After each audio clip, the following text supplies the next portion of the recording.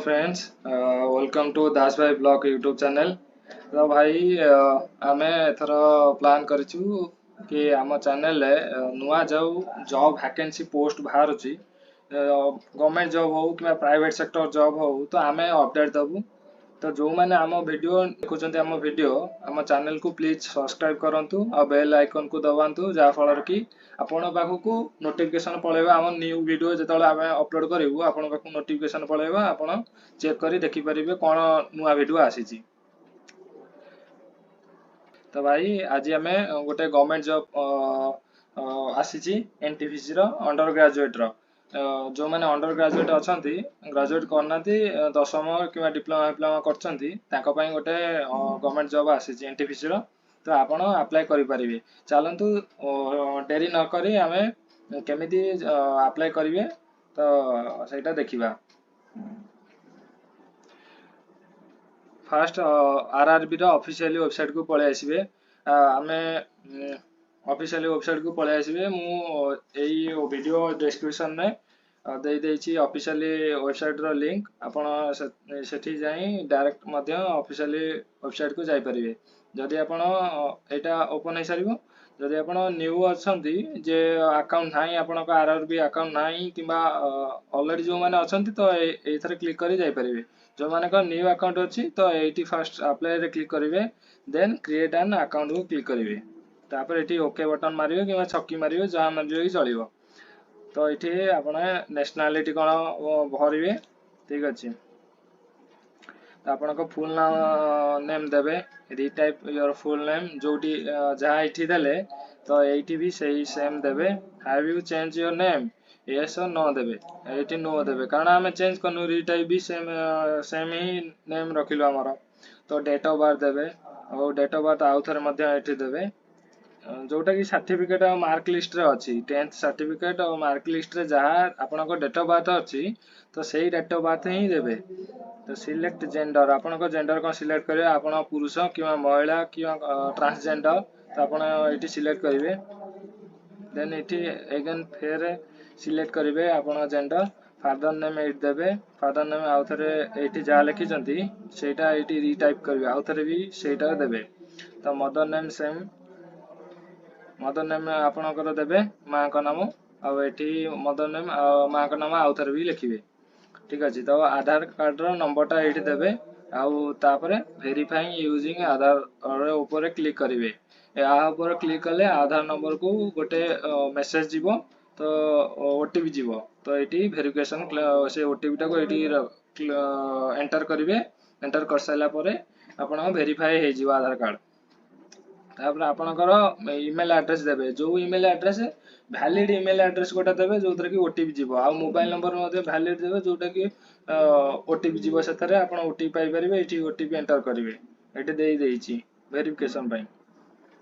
तापरे आपन password create करेंगे आप नुआ एथरे अकाउंट बनाऊँ तो आप गोटे पासवर्ड देवे ये पासवर्ड टाक आपण खातार हो कि नोटपैड रे हो आप सेव कर रखि जो आप लॉगिन करेंगे आपण यही पासवर्डटा ही से एंटर करेंगे ये कन्फर्म पासवर्ड करेंगे ये जहाँ भी पासवर्ड देले ये से पासवर्ड देवे ठीक अच्छे।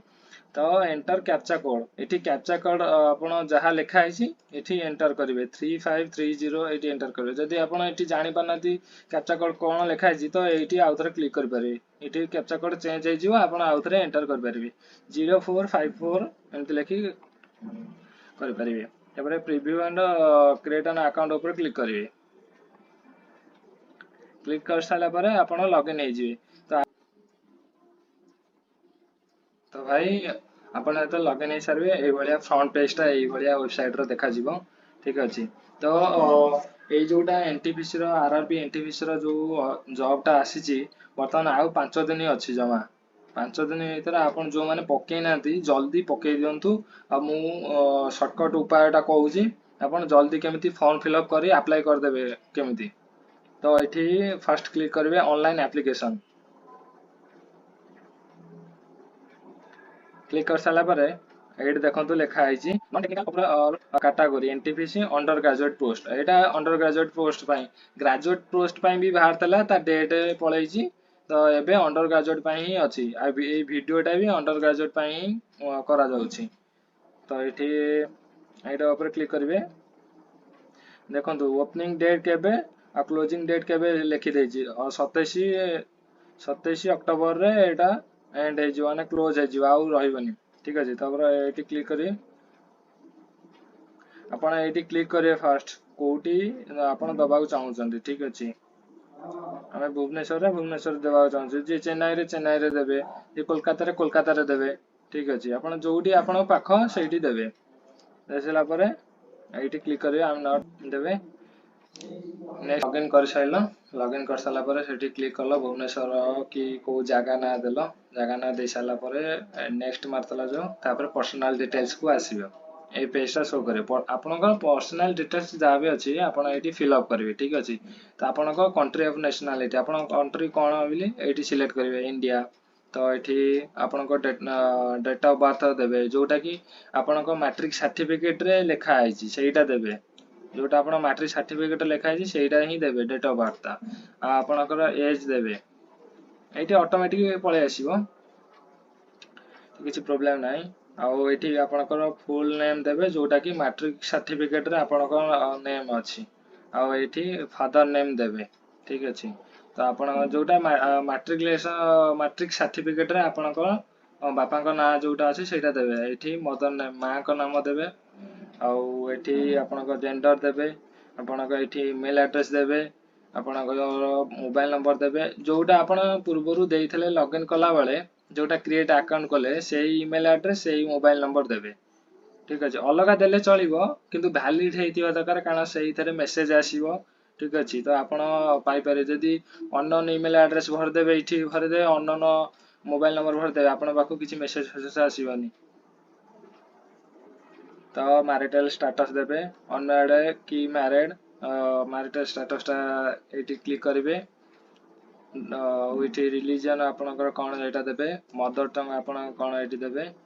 आउ एग्जामिनेशन लैंग्वेज कौन आपण सिलेक्ट करेंगे जदि आपण हिंदी बुझी पारछंती क्वेश्चन पेपर आपण चाहछन हिंदी रे मते मेळु बेली तो आपण एटी हिंदी चूज कर परिबे जदि इंग्लिश रे इंग्लिश चूज कर परिबे जदि उर्दू बुझी पारछंती कि मते क्वेश्चन पेपर उर्दू रे दरकार अछि मु उर्दू रे ही बुझीबी ठीक मते सुविधा हबो एग्जाम दबा पई बुझीबा को भी सुविधा हबो तो आपण एठी उर्दू भी चूज कर परिबे आउ एठी permanent visual mark identification English देबे तो आपणक कम्युनिटी डिटेल्स ये भरवे कौन कम्युनिटी आपणकर ओ कास्ट कौन ओबीसी जनरल कि कौन यहाँ ये भरवे तो ये आप नो देवे तो आपणकर पोस्टल एड्रेस ये देवे। ठीक अच्छे ये प्रेजेंट एड्रेस और परमानेंट एड्रेस आप प्रेजेंट एड्रेस बर्तमान कौटी रोचे आप धर जो जगह बर्तमान रोचे सहीटा जब आप परमानेंट एड्रेस होता ये प्रेजेंट एड्रेस फिलअप करी फिलअप करेंगे स्टेट आपंकर डिस्ट्रिक्ट एड्रेस देवे जो रोचे बर्तमान रोचे से एड्रेस देवे क्लीयरली आउ आप विलेज कि टाउन कि सिटी जो रोचे से जगह नाटा देवे पिनकोड कौन से भी देवे आउ जदि आपंकर यही टोटाल सब एड्रेसटा आपंकर परमानेंट एड्रेस तो ये क्लिक करदे तो सब कॉपी हो ऑटोमेटिकली यही जगह ये सब कॉपी हो तो आप सेव करेंगे। ठीक अच्छे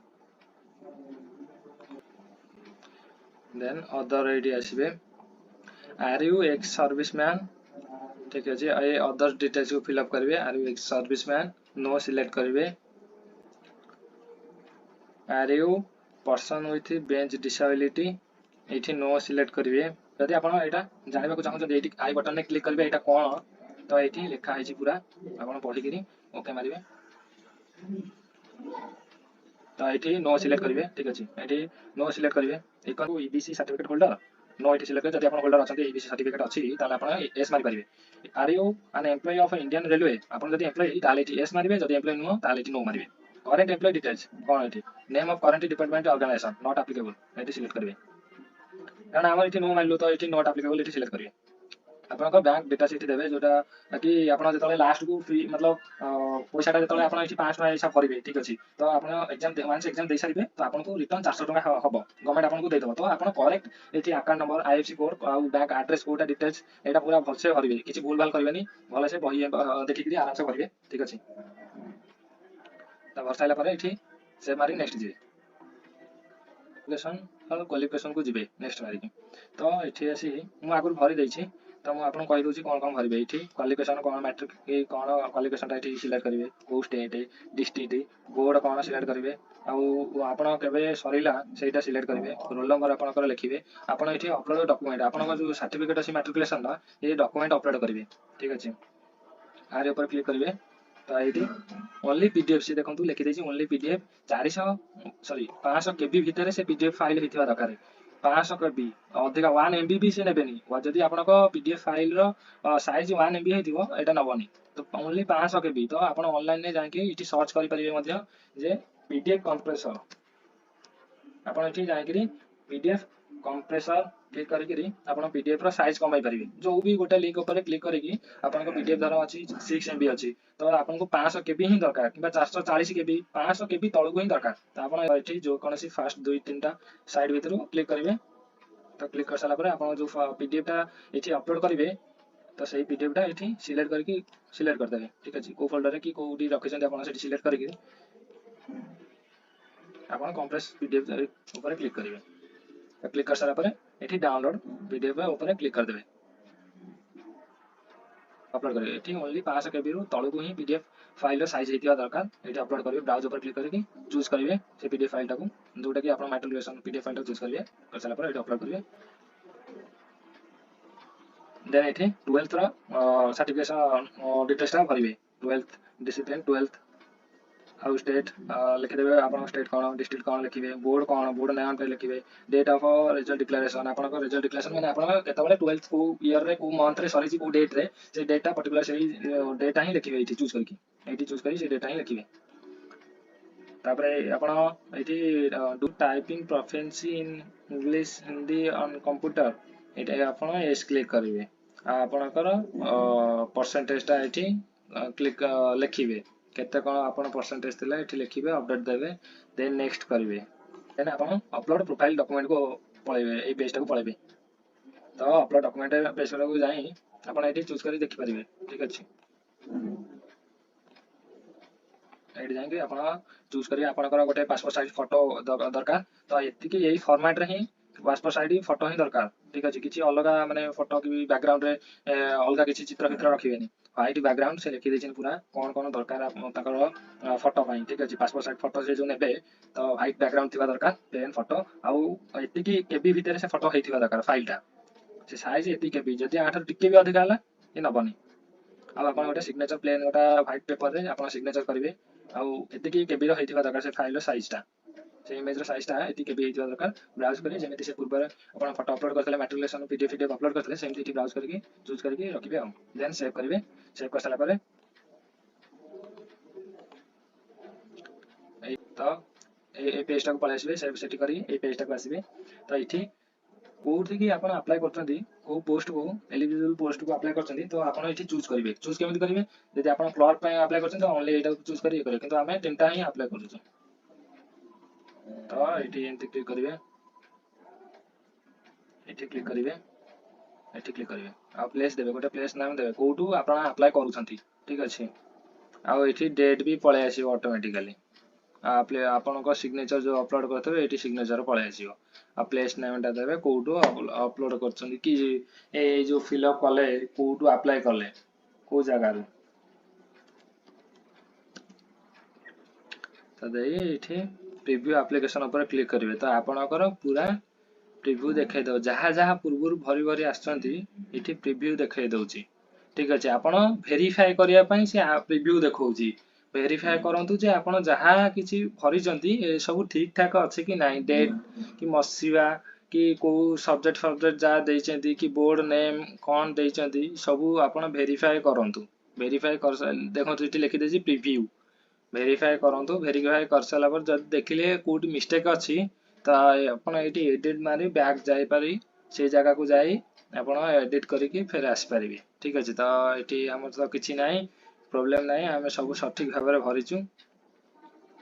तो हमें एठी क्लिक करी सबमिट बटन मारिबे सबमिट बटन मार साला परे पेमेंट डिटेल्स को पळे सबमिट बटन सेठी मार साला परे सेव कर साला परे पेमेंट डिटेल्स को पळे आसीबो आपण एठी पेड करिवे ठीक अछि तो देखो लिखि देछि 5 टका ही से नेबे तो आपण पे यू एटा क्लिक करिवे